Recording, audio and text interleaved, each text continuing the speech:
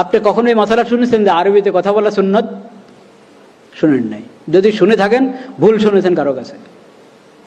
আরবিতে কথা বলা সুন্নত এটা মশালা নাই, অথচ নবী সাল্লাল্লাহু আলাইহি ওয়াসাল্লাম আরবিতে কথা বলেছেন সবসময়। নবী করিম সাল্লাল্লাহু আলাইহি ওয়াসাল্লাম এর খাবার অভ্যাস যে ছিল একবারে স্বাভাবিক ছিল, একবারে স্বাভাবিক। নবী করিম সাল্লাল্লাহু আলাইহি ওয়াসাল্লামের খাবার অভ্যাসকে সুন্নত ঘোষণা করা হয় নাই।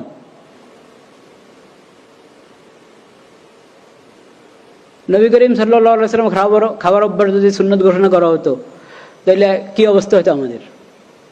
মাসকে মাস গিয়েছে, ঘরে উম্মুল মুমিনিনদের ঘরে আগুন জ্বলে নাই।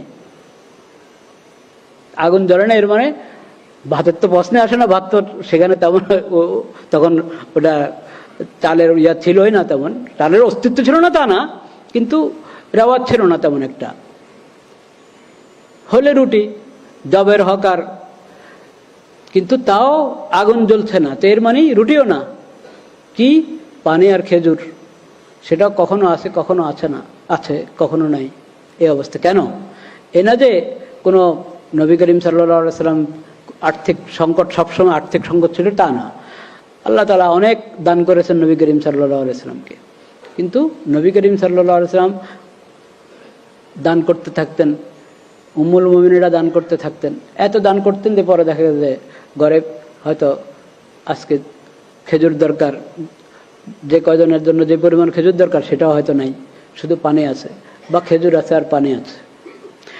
কিন্তু এটাকে নবী করিম সাল্লাল্লাহু আলাইহি ওয়াসাল্লাম সুন্নত ঘোষণা করেন নাই যে খেজুরেই তোমাদের প্রধান খাদ্য হবে, রুটিয়ে তোমাদের প্রধান খাদ্য হবে, জবের রুটি প্রধান খাদ্য হবে, ঘোষণা করা হয় না। কেন? এটা কঠিন হয়ে যাবে। পোশাকের ব্যাপারে ধরেন, কোন রঙের পোশাক হবে, কোন ধরনের পোশাক হবে, কোন এলাকার পোশাক হবে, কিচ্ছু না, কিন্তু টাকনার উপরে রাখো, পুরুষ টাকনার উপরে রাখবে, এটা বিধান, এটা ওহী ছাড়া জানা যাবে না। এবং অমুসলিমদের যেটা এই নিদর্শন, ওই ধরনের কোনো কিছু তুমি গ্রহণ করো না, তুমি মুসলিম, এটা বিধান দিয়ে দিয়েছে। এবং পোশাকের উদ্দেশ্য হলো সতর যাতে না দেখা যায়, তাইলে ওরকম পোশাক হইতে হবে যে সতর দেখা যাবে না। এরকম মোটা দাগের কিছু বিধান দিয়ে দেওয়া হয়েছে। এরপরে উন্মুক্ত ছেড়ে দেওয়া হয়েছে, কে সালোয়ার পরবে, কে লুঙ্গি পরবে, কে চাদর, কে জামা, জামা হলে কোন ধরনের জামা, কানিফারা না গোল নাকি, কোনো কিছুকে বিধান বানিয়ে দেওয়া হয়নি। এরকম আপনি এক একটা জিনিস নিয়ে যদি চিন্তা করেন তো দেখবেন আমাদের এই শরীয়তের মধ্যে নবী করিম সাল্লাল্লাহু আলাইহি ওয়াসাল্লামের যে আদর্শ, এখানে ফরজের সংখ্যা আর হারামের সংখ্যা কম। সাধারণ সুন্নত, মুস্তাহাব, নফল এটার সংখ্যা বেশি, ফরজের সংখ্যা কম। এরকম হারাম, হারামের সংখ্যা থেকে দেখা যাবে হয়তো অনুত্তম, মাকরু, ওটার সংখ্যা হবে কি বেশি। একবারে হারাম ওটার সংখ্যা কম অন্যগুলোর তুলনায়। আর প্রয়োজনীয় কোনো কিছু ওটার মধ্যে বন্ধকত মানে প্রতিবন্ধক হবে, এই ধরনের বিধান নবী করিম সাল্লাল্লাহু আলাইহি ওয়াসাল্লামের পবিত্র সিরাতের মধ্যে পাওয়া যাবে না। আরেকটা হলো, বললাম যে কোনো অঙ্গন খালি নেই। শরীআতুন খালিদাতুন, শরীআতুন শামিলাতুন, শরীআতুন আম্মাতুন। নবী করিম সাল্লাল্লাহু আলাইহি ওয়াসাল্লামের যে সুন্নত এবং সিরাত, ওটা কিয়ামত পর্যন্তের জন্য, কারণ উনি আখিরি নবী, খাতামুন নবিয়্যিন। তার উম্মতের পর আরেক উম্মত হবে না। তার উপরে হেদায়েতের যে কিতাব আল কোরআনুল কারীম অবতীর্ণ হয়েছে, এরপরে হেদায়েতের আর কোনো কিতাব আল্লাহর পক্ষ থেকে, ওহির আর কোনো বাণী আসবে না, এটাই শেষ। তো তার সুন্নত আর শরীয়ত শেষ শরীয়ত, তার উম্মত আখিরি উম্মত। এরপরে যদি কেউ বলে যে অমুকের উম্মত, তো এর মানে তার ইসলামের সাথে, কোরআনের সাথে কোনো কি নাই, সম্পর্ক নেই। আপনারা জানেন আমাদের এই দেশে আরেক উম্মত যে আছে, নবী করিম সাল্লাল্লাহু আলাইহি ওয়াসাল্লামের উম্মত ছাড়া আরো উম্মত আছে, জানেন তো? আপনার ধারণা আছে কিনা? হ্যাঁ, মির্জা গোলাম আহমদ কাদিয়ানি, তাকে কাদিয়ানি জামাত কি মনে করে? নবী মনে করে। আমাদের নবী, আখির নবী হযরত মুহাম্মদ মুস্তাফা সাল্লাল্লাহু আলাইহি সাল্লাম, হ্যাঁ, কিন্তু তার 1200 বছর বা একটু বেশির পর হলো মির্জা গোলাম মোহাম্মদ কাদিয়ানী। এই মির্জা গোলাম মোহাম্মদ কাদিয়ানী নবুয়তের মিথ্যা দাবি করেছে এবং কিছু লোক তাকে নবী হিসেবে মেনে নিয়েছে, তারা মির্জা গোলাম মোহাম্মদের উম্মত। এই যে নতুন আরেক উম্মত বের হলো, এই উম্মতের কোরআনের সাথে কোনো কি নাই, সম্পর্ক নাই। কোরআনের নাম নিচ্ছে, কোরআন প্রচার করছে, কোরআনের অনুবাদ করে প্রচার করছে।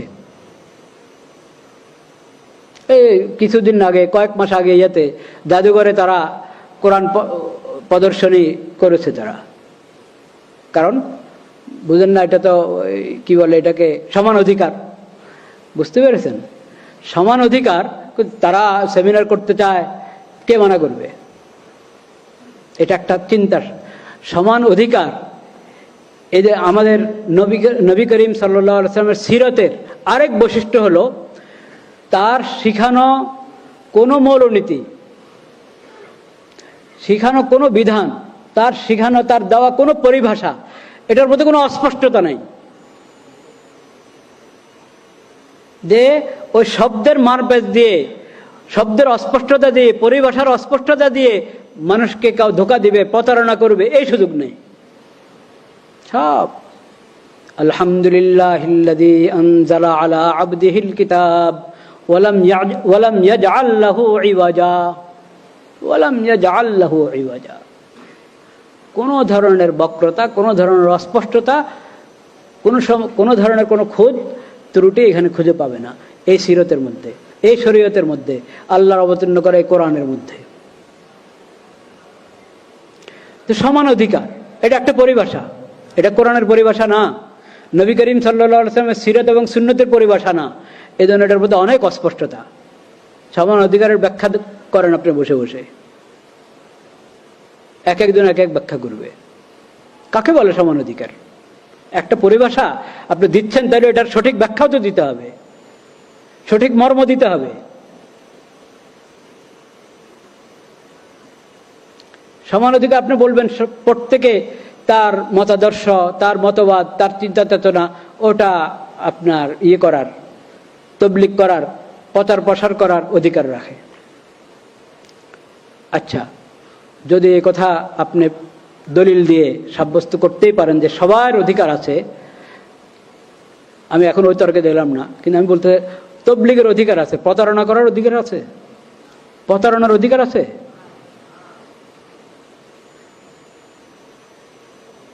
তুমি কোরআন প্রদর্শনী করছো, তো কোরআন তুমি যদি 40 পারার কোরআন বের করে আনো, কথার কথা মানে 114 সূরা, আপনি আরো আরেক সূরা বাড়িয়ে কোরআন প্রদর্শনী করছেন, এটা কোরআন প্রদর্শনী হলো না ধোঁকা হলো?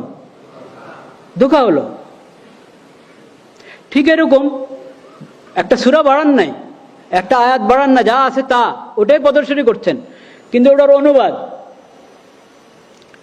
অনুবাদ করা হচ্ছে বিকৃত করে, অনুবাদ করা হচ্ছে বিকৃত করে। তারা কাদিয়ানীরা যতগুলো তাফসীর বা অনুবাদ গ্রন্থ প্রচার করে, তারা সবগুলোর মধ্যে বিকৃতি আছে, কোরআনের বিভিন্ন পরিভাষার বিকৃতি আছে,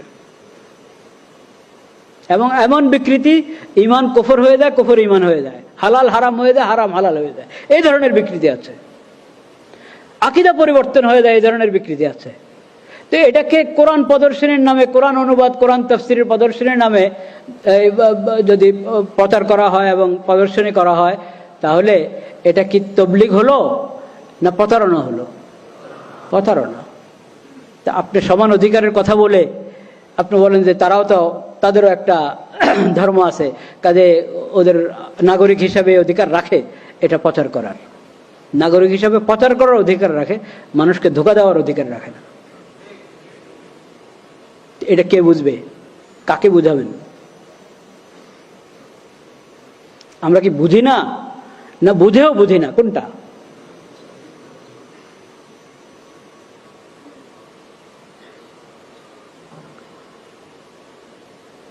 লা ইলাহা ইল্লাল্লাহ, লা ইলাহা ইল্লাল্লাহ, লা ইলাহা ইল্লাল্লাহ। যখন এই প্রসঙ্গটা এসেছেই, তা আমি আর একটা কথা বলে দিই। বক্সিবাজারে দেখবেন কেন্দ্র আছে, তারা নিজেদেরকে বলে আহমদিয়া মুসলিম জামাত। আহমদ সাল্লাল্লাহু আলাইহি ওয়াসাল্লাম আমাদের নবীর নাম না নাকি? ওয়া মুবাশশিরাম বিরাসূলিন ইয়াতি মিন বাদি ইসমুহু আহমদ, ওয়া মুবাশশিরাম বিরাসূলিন ইয়াতি মিন বাদি ইসমুহু আহমদ। ঠিক পড়েছি আয়াতটা? তাই আহমদ নবী করিম সাল্লাল্লাহু আলাইহি ওয়াসাল্লামের নাম, মুহাম্মদ নবী করিম সাল্লাল্লাহু আলাইহি ওয়াসাল্লামের নাম। আহমদ সাল্লাল্লাহু আলাইহি ওয়াসাল্লাম মুহাম্মদ সাল্লাল্লাহু আলাইহি ওয়াসাল্লামের সাথে কোনো সম্পর্ক নেই কাদিয়ানী জামাতের। তারা আহমদের অনুসরণ করে না, তারা তো গোলাম আহমদের উম্মত। আবার তারা তাদের উপাসনালয়, খেয়াল করবেন আমি কি কথা বলছি, উপাসনালয় বলেছি কিন্তু মসজিদ বলি নাই, কারণ কাদিয়ানীদের উপাসনালয় মসজিদ নয়। মসজিদ তো হলো উম্মতে মুসলিমা, মুসলমানদের উপাসনালয়, যেটা